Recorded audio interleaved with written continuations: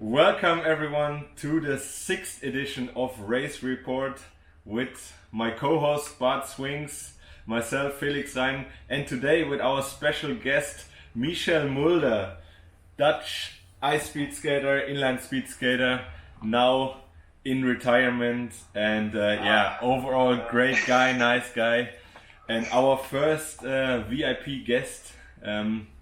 And I have to basically give Michel double credits because we did this recording a couple of days ago, but the technical side kind of let me down, and he's such a nice guy. He agreed to do it again with us, so yeah, special applause to him.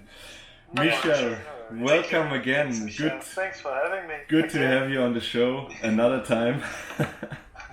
Even after all the shit that I said, don't want me.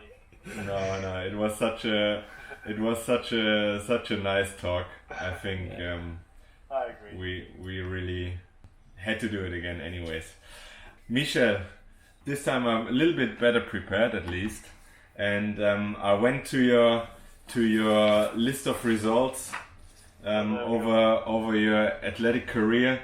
Here's the one from ice skating, which is already very long and impressive. But then I realized the inline one is even longer. Yeah. That's only international medals, like at European and World Championships. What an impressive palmarès, mate. I knew you were good, but I didn't really have that on my list, that it was such an impressive list, starting with 2011 at the World Championship in Yeosu with a bronze medal at the 500 meters. And then the last international medal was 2018 in Ostend, another bronze medal in the one lap.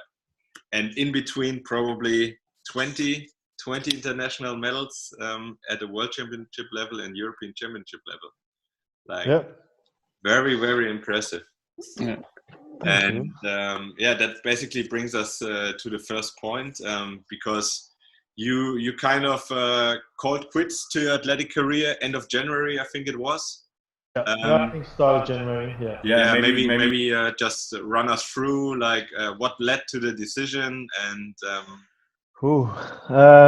The last few years were not that successful anymore, and the list that you just showed, I think most of it was done in around 2014, where I won the gold medal on the Olympics, ice skating, and I felt in the last few years that my level wasn't as good anymore as it was in 2014 and around that.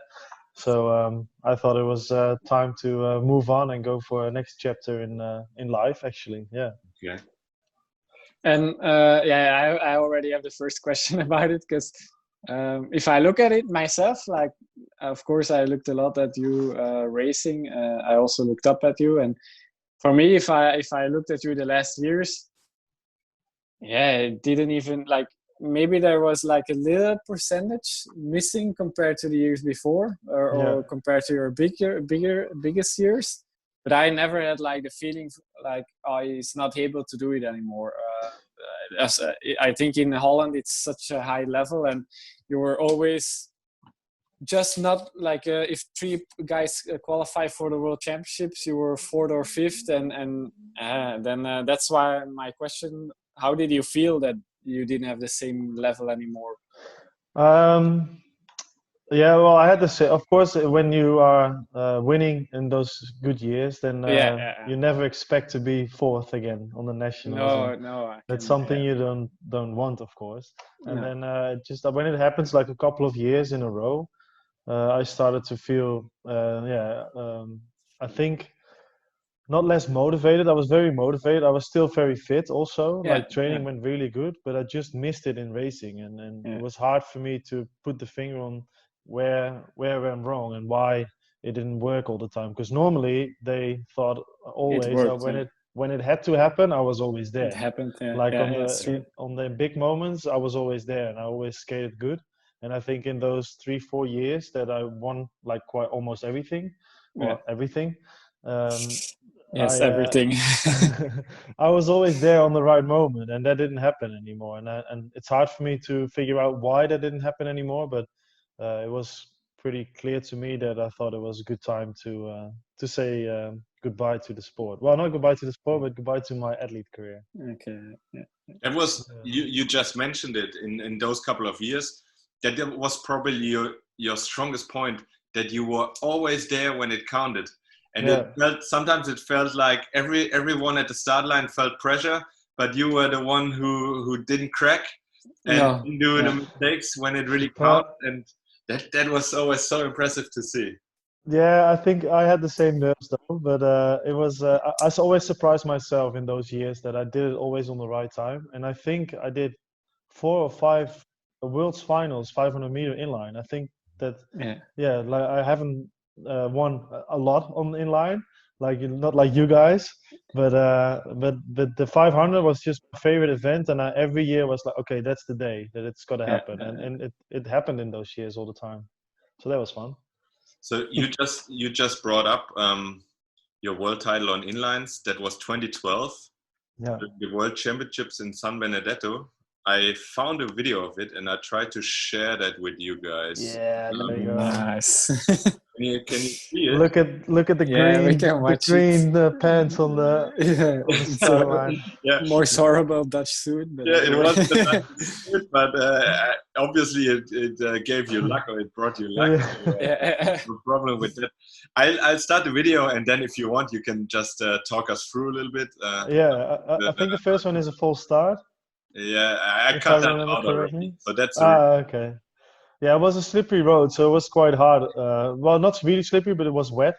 I had a good start behind Gwendal, who was still owning the 500 on the road, and this was a perfect course for him as well, like big course, long straights, and high speed. I wanted to be in second place, and then and try to pass on the last straight, because I knew I was one of the fastest guys that time. And I could keep my position here, and I think Stelly was behind me, and then Munoz in fourth. Yeah. And it was nice that they didn't pass me just before the last corner, and then I just set it up and passed Gwendal on the last straight. Yeah, perfect. And then when I rewatched that video, I thought that's actually also a nice moment, like Neke, how happy she was running down the straight. And this is her husband who's making the pictures as well. Yeah, exactly, Glenn. Glenn. They were always supporting and always there. That was fun. Because I watched this video back as well, and the first time I saw was Neke, of course, with the hands in the air after making the picture, and I still have the picture, of course. That was my most my best moment of inline, of course. Winning the world title. And the course was just perfect for me. Like I've never been the most technical guy for inline skating. That was quite hard. I was never really a good track skater. My best points were just being strong and on the big straights. And San Benedetto was just the perfect course for me. We had Europeans there in 2009 or 2010. Yeah. And on the road, we got first and second. Ronald won the 500 and I got second. So I raced that year also the 500 in San Benedetto, and I remember I don't know if it was with you or with Ronald. I was in the semifinals, I think. With me. Yeah, and I was pretty strong that year, but I just got smoked. I thought, this also is a course for me, high speed and stuff. But coming out of the last straight there, you and Ronald were just unbeatable, I think, and that's also nice to see that. At the World Championship, even though it was raining, it still happened, and because I can imagine for you it must have been the biggest race of the season, and then it starts raining, and of course it was dry. You should have been were for sure one of the favorites, but then it rains and you still win it, and also. I remember the whole day before it was like a huge day for you guys, that 500. You had so many races and it took hours in between also, I think. So I don't know. Yeah, it was pretty hard. Well, first they wanted to cancel the race. That's what I remember from that day. And then I remember that Desley, the coach back then, she had an app on her phone with where the rain was coming.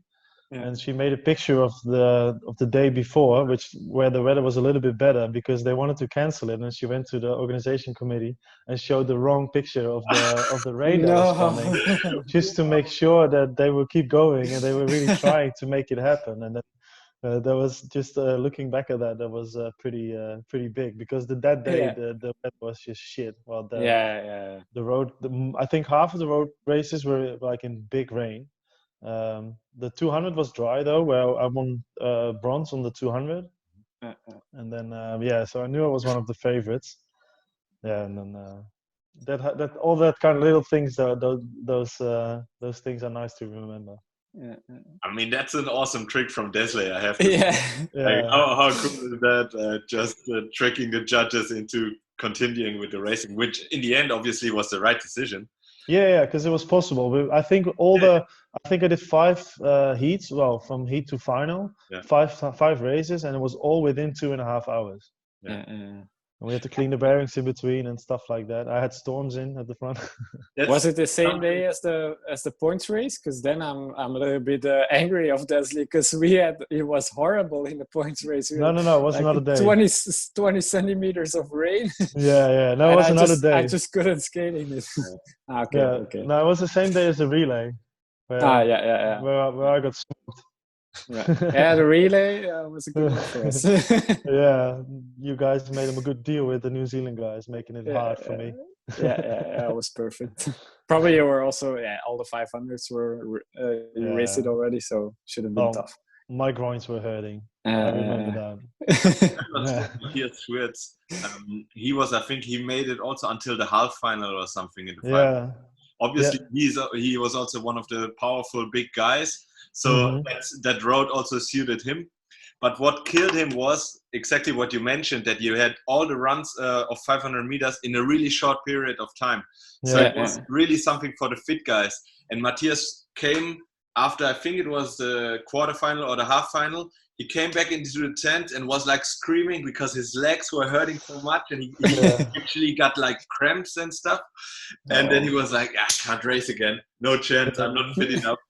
And that's still so deep in my memory. Like, I was racing him in the semi-final, I remember, and I made a mistake at the start, so I was coming from 4th position, last corner, and I just got in by 0.003 of a second to the final. I got 2nd, and he got 3rd in the semi-final. Okay, I did not know that it was so close. That was a close one. Yeah, I was there on the right moments, but I also had a little bit of luck there. You always need to have a mix. Yeah, for sure. Still great moment, and obviously a real career highlight, I would call it.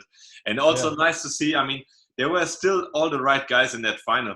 The only outsider maybe a little bit was Stelly, but with Munoz and Gwendal, you still have the same guys which are winning nowadays. So well, I do remember that we were clocking some guys like before the championship started, as you do with Inline. You're just timing everyone. And we had a line from the 500 meter start to the 500 meter finish, and I still remember it was within the 6.2 seconds for the fastest guys. And Staley was always up there with Munoz and me. So I knew he was fast, but he showed it on the day as well. Okay. So not that much of an outsider then. Not that day, no. Cool. Yeah, another question which came up to me, I didn't ask you last time, was obviously you have a twin brother, Ronald, and you guys always used to train a lot together. You were most of the time in the same teams, at least on ice. And then there's that famous El Clasico standing, which I wanted just to check. How is the stat, like the final stat, I guess you could call it? Is it in your order or not? No, he won more than I did. He won more. I lost. No, in those times when because Ronald was early a little bit better than I was. He went to the Olympic Games in Vancouver in 2010. Then he got the opportunity to go to in that time the best sprint team of Holland. So we separated. I stayed at the team and he left. And that was pretty big for me that time, because then I had to. Normally we would do everything together, and now was the time for me to make my own decisions and to get my own plan in. And that was also the year after where I decided I haven't been to Worlds Inline for a long time, and I want to go to Korea to see where I'm at, because I was, I think, four-time second on the Europeans, and I never went to Worlds in those years. So that was a bit stupid. I thought I thought I want to know where I am. So that was the time when I won my first Worlds medal. That was in Korea. So that was from really making my own decision and go somewhere. And then it really started for me the ambition to prove that I could do inline and ice skating in the same year on a high level. That's all started actually in 2011. Nice.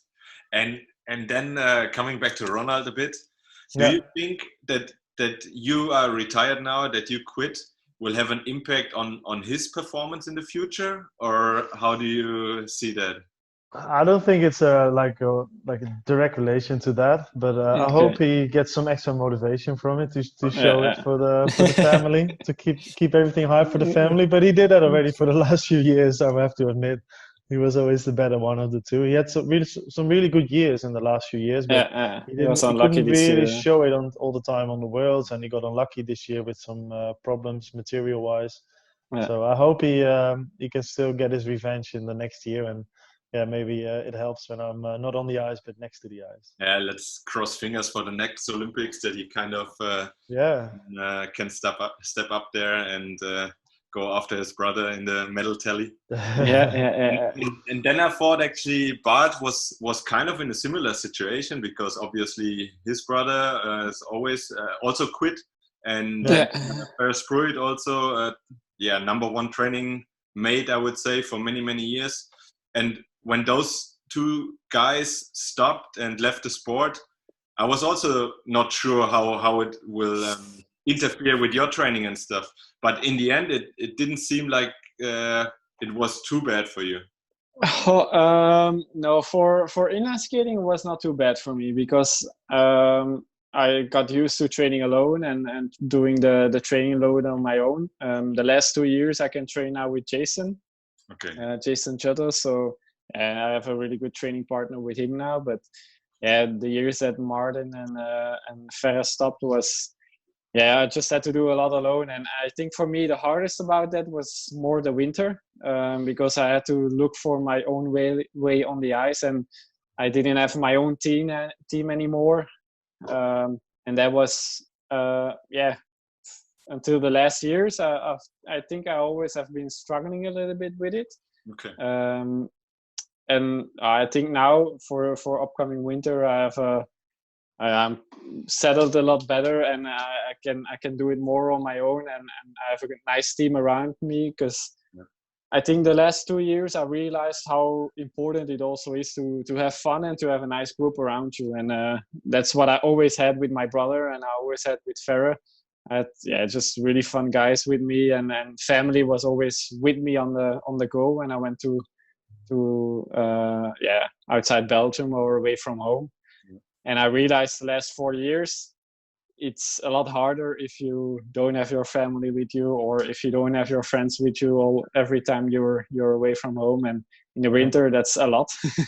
I think, last winter I was like at most 7 days straight after each other at home, and then I had to go away again. So then it's pretty tough. That's something I for sure I learned the last years, that it's really important to treasure those things, and that you have just also fun doing everything. And I do think that with ice skating you need a team even more, because with inline you've got so many races that you can just go in there and learn while you're racing.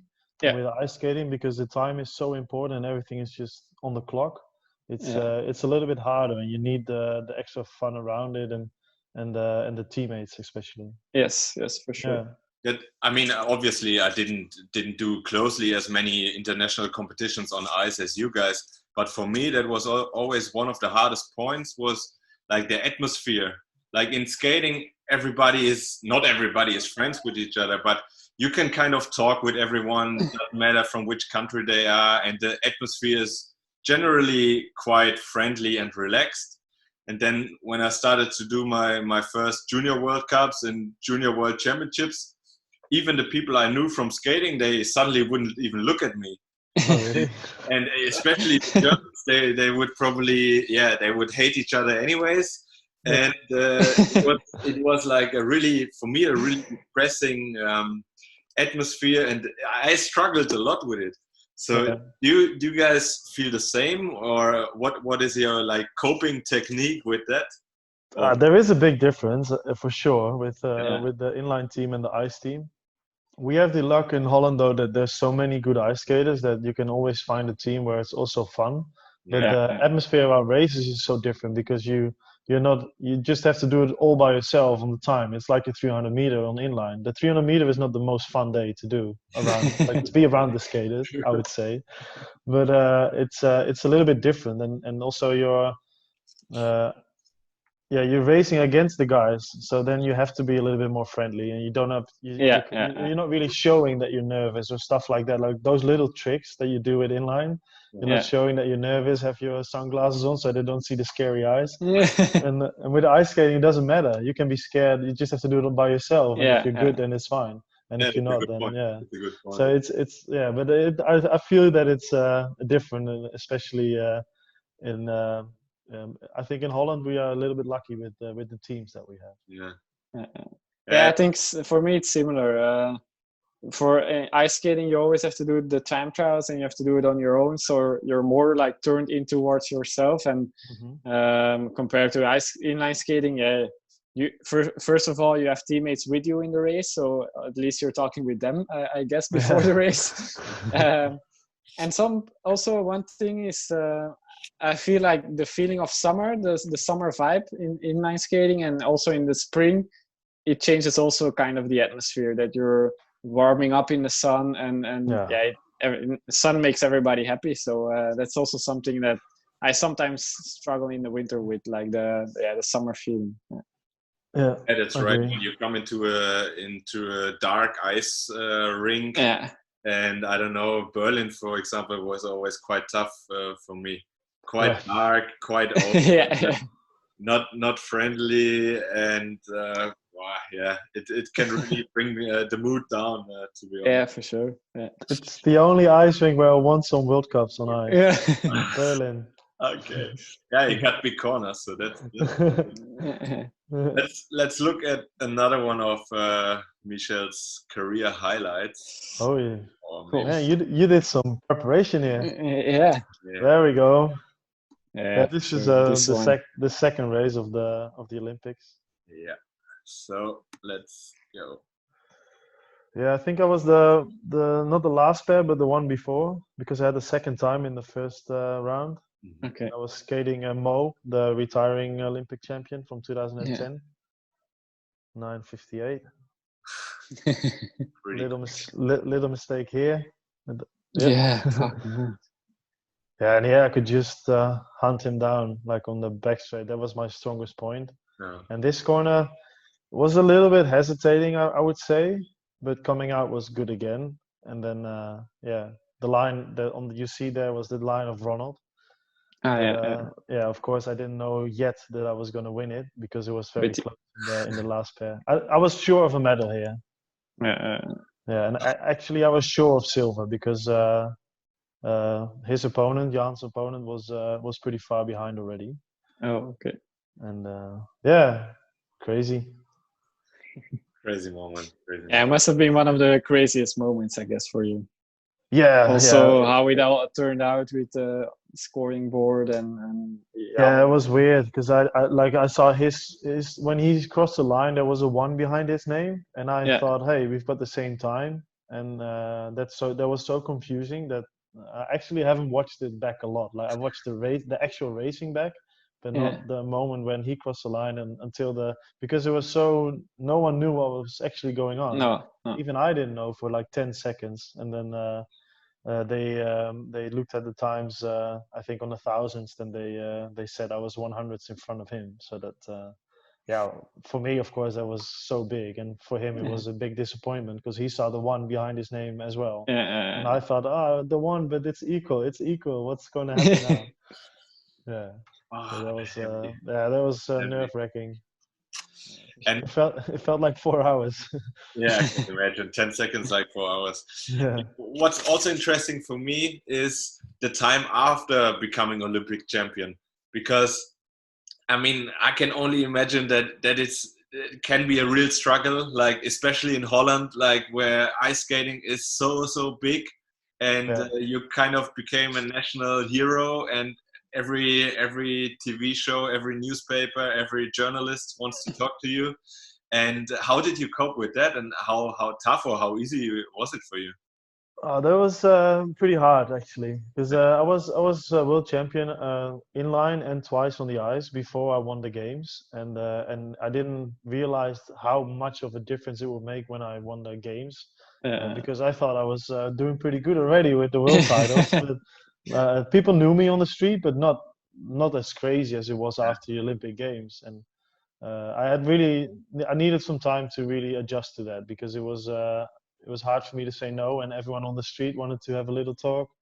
And turned out that I was late all the time, everywhere. And then and after like a half a year, I discovered that I was walking a little bit more like this on the street, so that I didn't have to talk to everyone. And it was a bit weird, because I was pretty struggling with the whole new status that I had on the street. Like I thought I didn't change, but people around me thought I was different, or they knew me all of a sudden. So that was it took me a while, but it's fun. Like a lot of times it's fun, but sometimes it was also a little bit, if you want to focus on keep doing what you do, like trying to be the best, it's hard to be busy with all those other things. And I think I struggled a little bit with that.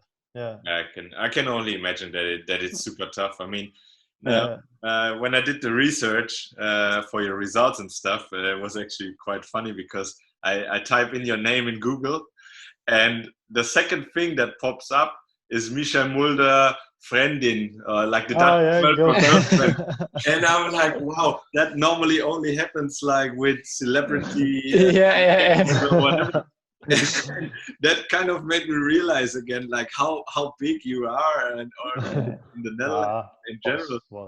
Like people really want to know who your actual girlfriend is at the moment. And like that's next level. That's really, really big.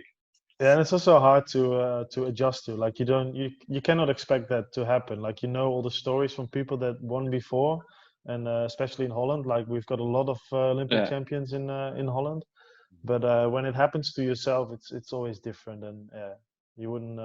You're just not expecting all of that. Like one time I had an interview, and they said, how's your girlfriend doing with that?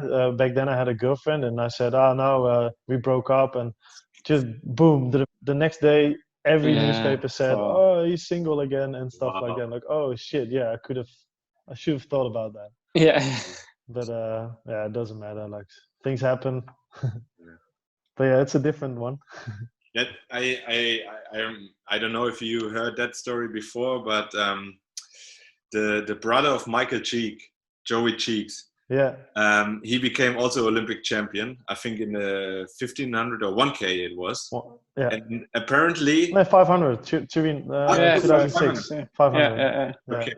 And apparently the story I heard was that he prepared it so well, like he knew he's gonna win that one, and he already prepared, like he's gonna retire right after, and he had a career plan ready to go, and he knew what he's gonna say in the interviews afterwards and stuff, all that, like ready to go, and kind of getting straight into a regular career after his sports career.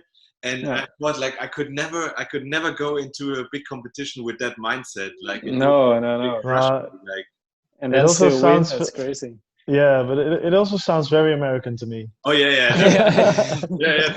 It's the perfect story. I felt it on the morning I woke up. Well, the only thing I felt that morning was, where can I go home? Where's the plane? And probably the second American guy who finished 24th, he probably had that same plan. Had the same thought, but it didn't happen. But it's fun. He was a very, very good skater, Joey. He was, and he won by a mile. He was so much better than the rest that day. That was incredible, and he skated so well. And I never got to know him personally, only his brother Michael, because Bart and me, we kind of raced in the same team with him for 1 or 2 years, and was always a fun guy to be around. And he's great. Good times. Then I was also, I have 2 of the best inline ice speed skaters with me here, so I thought, because so many other skaters, inline skaters, also want to do the switch or are currently working on making the switch to ice skating or combining inline and ice. So I thought maybe you guys can share a couple of like do's and don'ts, like what should you do, what worked for you guys, and what did you try and what didn't work at all. Do you have a couple of points there? Who's starting? You, Bart? Yeah, okay, for sure. I think for me, and that's what Michel showed us. The most important thing to do is to keep combining them and keep doing inline skating, and don't forget if the strength is that why you're skating now fast or doing inline skating very well is because you've been training it the whole time and your whole life. And I think Michel is the first guy who did that. We said it before. We said it in our last talk. He was the first guy to become world champion on inline skates and on ice skates in the same year. That's incredible. And that's at that point he showed us, everybody who wants to do the switch from inline to ice, that it's possible. But also a very big environment like the coaches and in Holland, of course, but all different kind of coaches, that you can still keep doing it and that it makes you better. So that's for me a big do. And a don't think it's easy. I think that's for me one of the most important ones is don't think you're just gonna do it and don't think it's gonna take a year or 5 months to make the switch, and don't give up also, because it takes a while to get used to it, but you'll get it like after a while. And for some people it takes 1 month, it takes 2 months, it takes 2 years. But if you look at all the good inline skaters who switch from inline to ice, there's also not too many guys who didn't make it. For example, with me it went pretty quick. The first, after 2 months, I qualified for European Championships, and after 1 or 2 years, I had my first World Cup medal. So that was really fast. Then the next step took me a really long time for that Olympic medal. But I think, for example, another example is Pedro Cosil.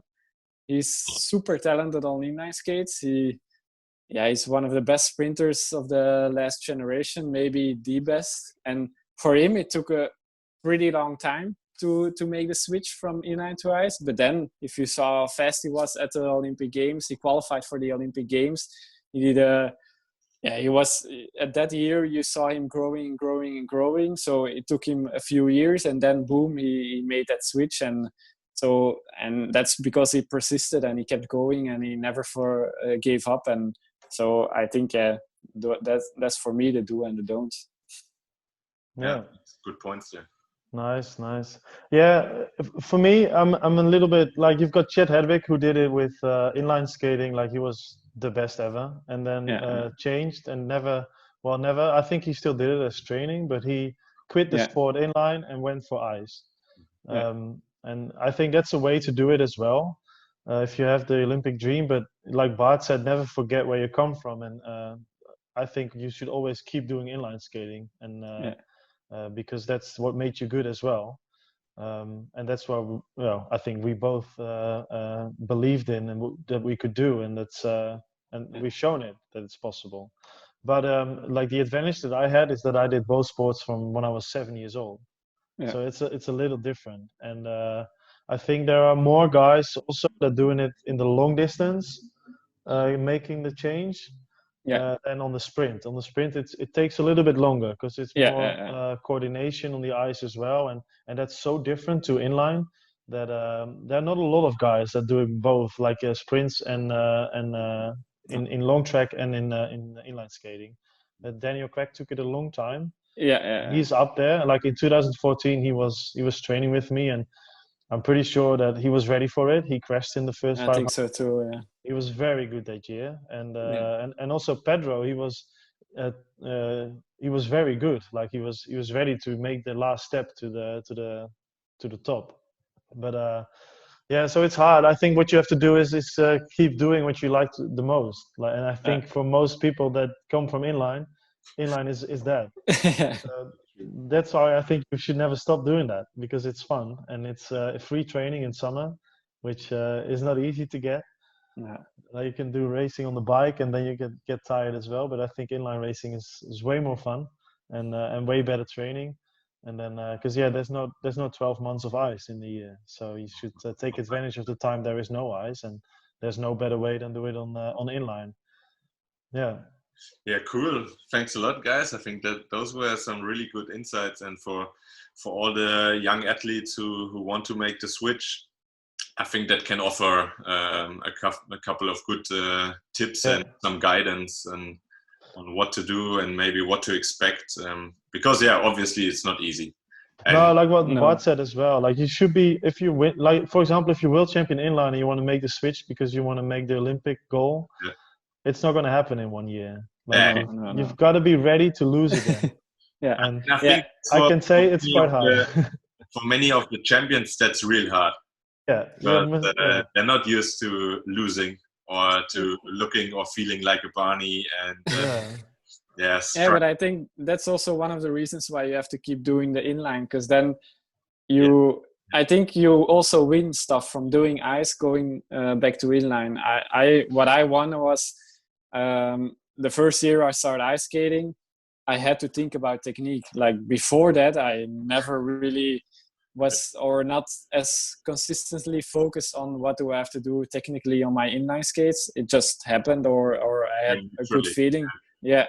But then if you're starting ice skating, every single day you go on the ice, you have to think, okay, I have to do this and I have to do this a little bit different compared to inlines, and I have to hold my body and my hips here. And that's something I learned from ice skating. And then you go inline skating and the same routine, it's in your body. And of course, the first few weeks you're back on your inlines, you have to do that too. And you just keep doing that throughout the whole summer. And so that's what you win also from starting ice skating.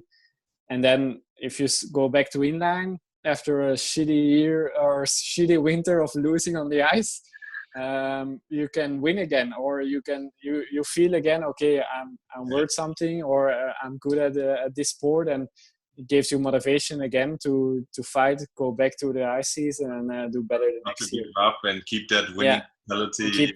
Keep improving also on the ice, and then that's what I like about the combination of both. Yeah, very good point. Nice.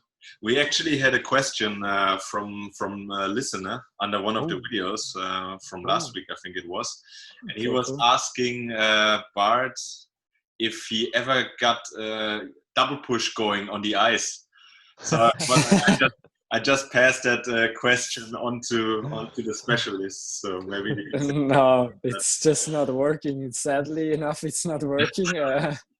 That's maybe also a don't try to do it on the ice, because I like my first marathon I raced. I was skating for 2 months or even less on the ice, and we start doing marathons, and then I was not too bad in the marathon, and then I think it was a sprint for the podium because two guys got away, and I was in good position. I went on the last straightaway. I went full, not thinking anymore about how to ice skate.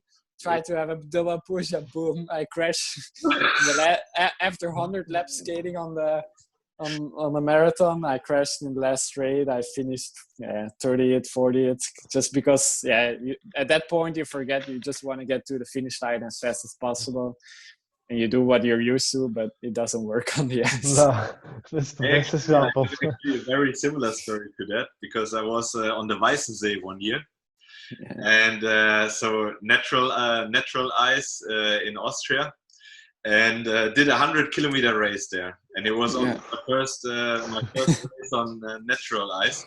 So it's super challenging, super tough. I have huge respect for the guys who do that every year, and somehow I managed to stay like in the first group the whole 100K.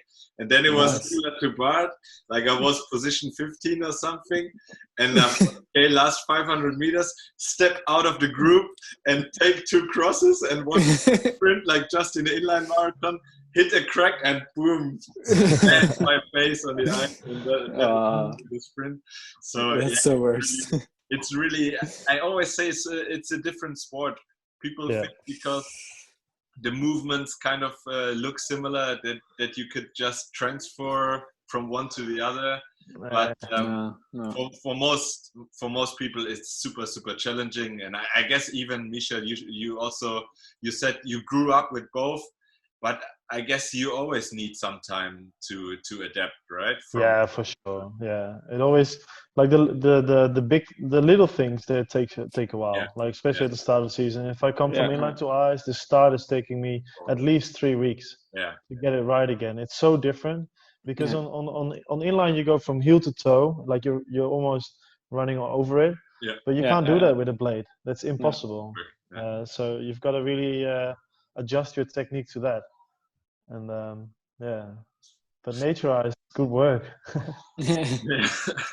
Are you Even- planning even- something like that, Misha? Because you have many skaters who quit as a Yeah. sprinter, and then they start thinking, "Oh, maybe I can do some marathons, running, or some." Running. I did start a little bit of running just to keep a little bit fit. So Okay, cool. I've done a 15K already. I think that's pretty long for a sprinter. Yeah, But for sure.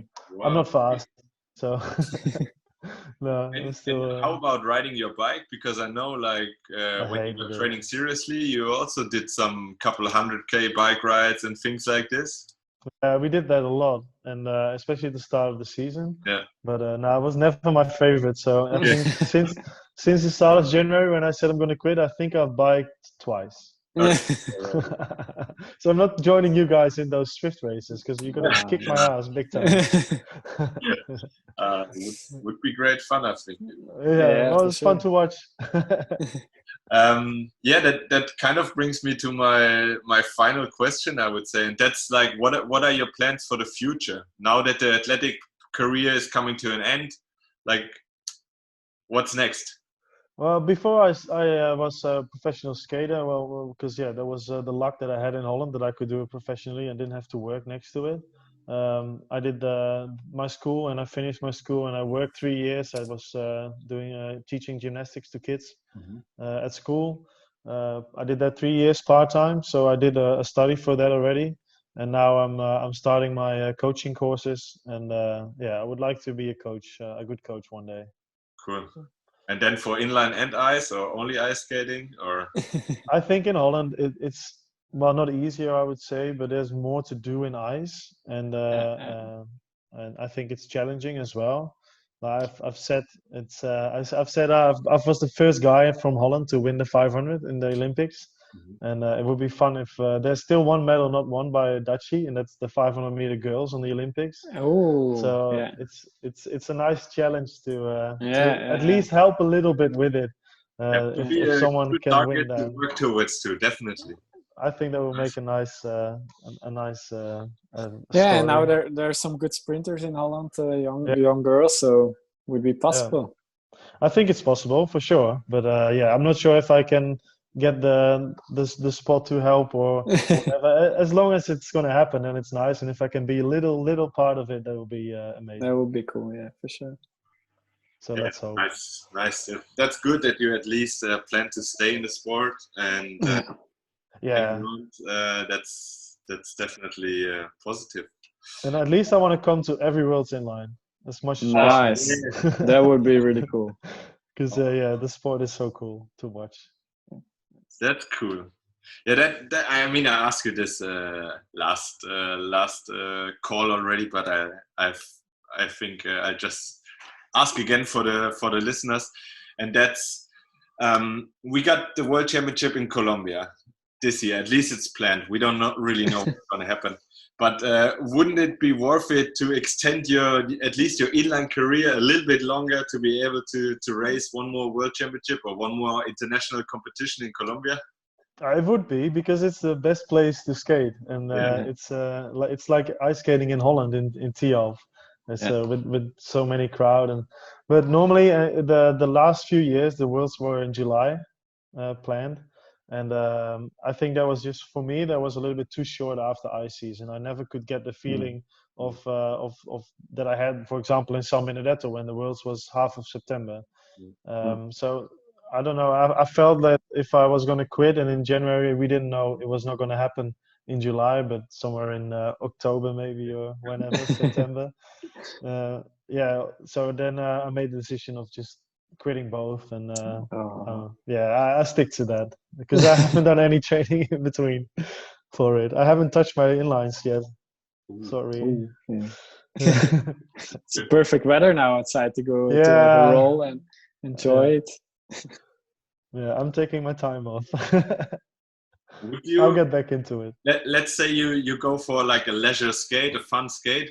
Would you go on track, or would you go on a road, or would you go on a circuit, or like what's your like preferred course, I would say? Yeah, I think I would always go to the track.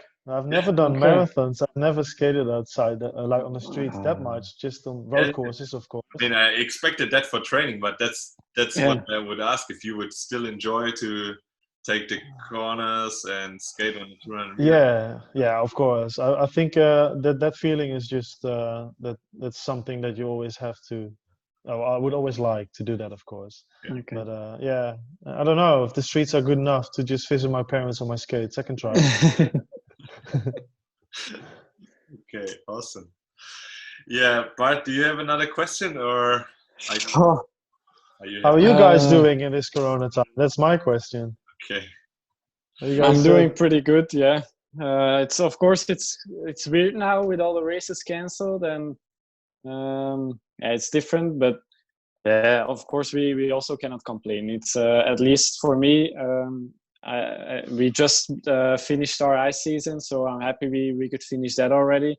I think for inline skaters like Felix, it has to be harder because you see every single race from the season getting scratched one by one, and for me, I just start focusing now on the ice season. So I still hope that the ice season will just go ahead like it used to and like it's planned. So for me, I'm just focusing on that now, and so that's for me. I'm a little bit lucky in this situation. In Belgium, we can still go outside, we can still bike and skate, compared to the French guys, Italian guys. It's a lot worse. So that's I'm not complaining, for sure not. Yeah, for me, basically, like Bart said, I feel fortunate that I'm in Germany right now, and my life is relatively normal. I can train on the track. I can train on the road. Soon I will be able to go to gym again also. So that's not too much of an issue. What's really hurting me, and that's kind of why we started the race report, is to have, with every weekend going by, have another of my favorite races being cancelled. Yeah. And like my home race, Cosquero, a couple of weeks back, to sit at home and kind of think about how nice it would be to race there now. Like that was a bit painful. Yeah. And but most of the time, I'm really enjoying the weather at the moment. It's been some really great weeks in terms of that. And I guess I'm also kind of lucky because I enjoy training in general. Yeah, I'm not only doing it to get in shape and to compete. I'm also just having fun on the bike, on my skates, and doing whatever sports outside. And I guess that helps me to stay motivated. I don't know how it would be if the whole season is gonna go by without any competitions. Then for sure in September or something, that would really be hard for my mood.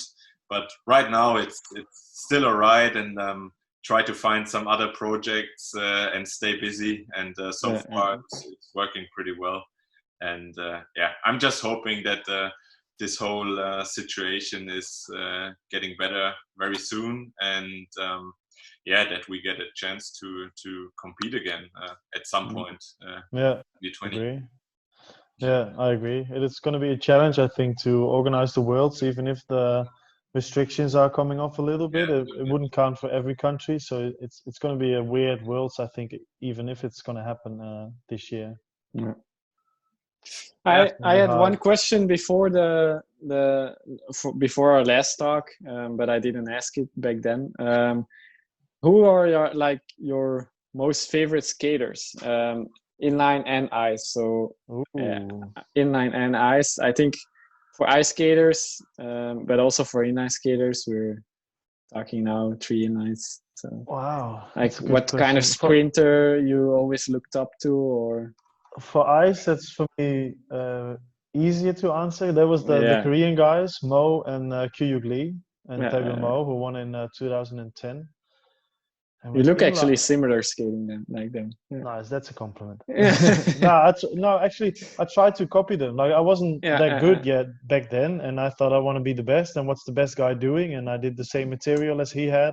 He had extended blades. I remember that, and we were always doing the standard size blades. And I watched all the pictures on the internet, and I thought, hey, he's got longer blades. I'm gonna try that. So I tried it, and I skated better all of a sudden. So all those things, I think, just watch what the best are doing and copy. And with inline, I didn't really had an idol. I think I was watching Chet obviously a lot. Yeah, I was there when he won the 50th in Belgium on the Worlds. Yeah, me too. I was there too. And I do remember that moment. But other than that, no, Chet I think is then the one. Cool. I was just wondering, who you always looked up to, or and when you were a little boy and doing all those lunges at every line you passed, I think it was. It was fun to watch. I remember I was once a weekend in Mechelen and I saw you race. I think you were very, very young then. But every line was a race for you. Every line. I like to race for sure. Maybe that's why I like points race. Yeah, exactly. Just you get to lunch more often. Yeah, we can race more often. Yeah. It's just 25 laps, 25 races in one 10K, so makes it fun. Yeah, that was good. So just to clear that up, Michel, how long was your blade in the end? Like a 75, or what was what were you? I think at an 18-inch. Blade. Oh, that's long. Damn. Yeah, that's long. I think that was size? For size 44 was the blade. Is that 18? 17 and a half? No, I think it was 18. And I had foot size 41, 42. Okay. That's all. So, just for the pros. Yeah, I also have 41 foot size and I have 16.5. So it's a big difference. Quite a bit shorter. Yeah, and I think there's also a difference within in the new blades because the length of the tube or the length of the blade was different back then. This is getting very, very technical now, but like the new blades, the length of the tube is also the length of the blade.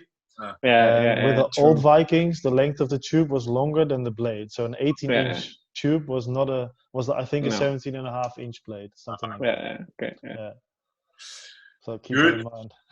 Guys, awesome. Again, even I think volume 2 was even better than the first one. So good we did it again.